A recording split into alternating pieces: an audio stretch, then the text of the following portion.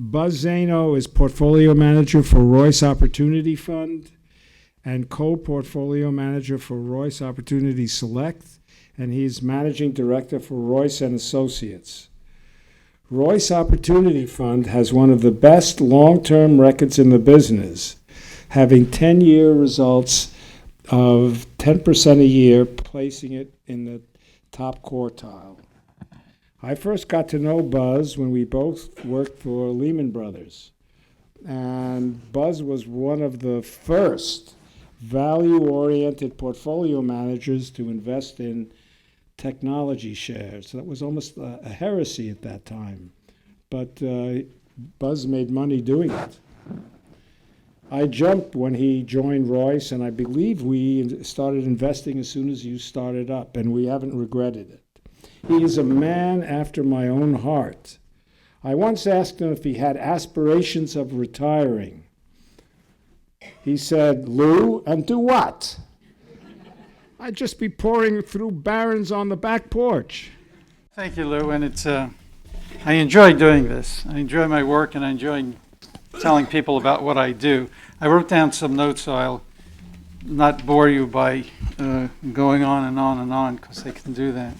But what I do, and what I've always done, is I specialize in smaller companies, and those are companies with the market values are under $2.5 billion, and mostly it's a lot under $2.5 billion. The average market capitalization would be about $700 million in the fund now.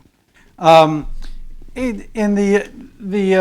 fund itself is considered a value fund. It's different. Royce is about a $35 billion organization, and I manage about $4 billion of that in a variety of pockets.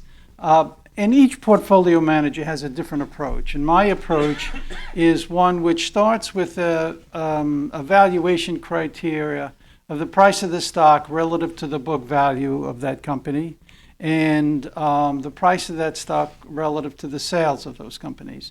And you use those ratios relative to other companies in that industry, and you want them to be low. Okay. Now, what do you do on a price to book value ratio? Well, book value tends to be the money that's been invested in that company. It's either been initial investment that people put in an IPO market. It's the retained earnings of that company. But in each case, a decision is made that we expect, when you put that money in, a certain reasonable return on that. And in many cases, it's been disappointed. So the stock price goes down, but the book value is there. And there's some substance to the reason why people expected a good return. So you want to examine that. The second element where you have a valuation criteria is where you use the price to the sales of the company. And that'll vary by industry. But in particular case, you're looking for the leverage of the company because the higher the ratio, the better off you are. Because when the company does well, then you get a lot of earnings. Okay, so those are the criteria that we use. Why do these stocks sell at these low valuations? It's because they probably have had some difficulty in recent past. And when we're talking about small companies, we're talking about a different genre, right? Most large companies will hire good people out of school, and if they do well, they'll promote them and promote them and promote them, and they have good depth management. Smaller companies typically don't have that luxury. So there's going to be a lot of holes along the way, a lot of mistakes that are made, a lot of difficulties that are experienced. It doesn't mean the company doesn't have a good product, doesn't have a good position in its market.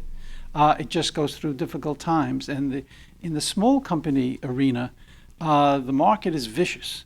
When they don't like the stock, they bring it down to very low numbers, and then we get these price to book, price to sales ratios. So it is our job, and when I say our job, I have 4 people working with me, to try to ferret out the ones where these are good quality companies, but they're having temporary problems, in that we'll attempt to buy them as low as possible and ultimately sell them at a generous profit.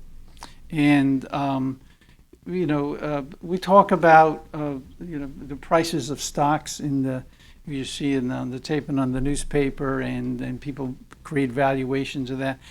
And performance. I love to talk about performance because it's something of a mirage. It can be worked a lot of ways. But the real performance in a small stock portfolio is the physical difference between you actually pay for this and what ultimately you're going to sell it for.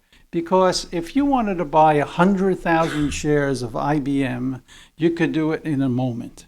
If you wanted to buy 100,000 shares of one of these companies, you might get it and you might not get it. And you might get it at the price you like, but probably you won't do it today.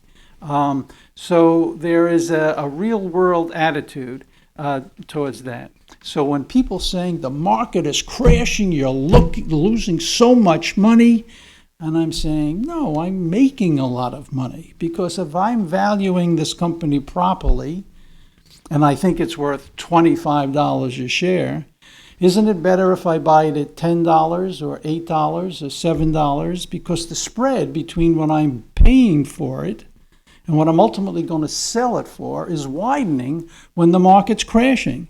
So I'm making money in bad markets. I tend to lose money in good markets because I have to pay higher prices and the spread is smaller. So, every time the market crashes, people say, oh, that's an excuse. But it's the real world when you talk about small companies. So I've been doing that for quite a few years, as the biography says. I did it first at the Lehman Capital Fund at Lehman when Lou was there, and then with a West Coast-based firm, and now with Royce. It's very enjoyable, and hope to continue to do it. Good.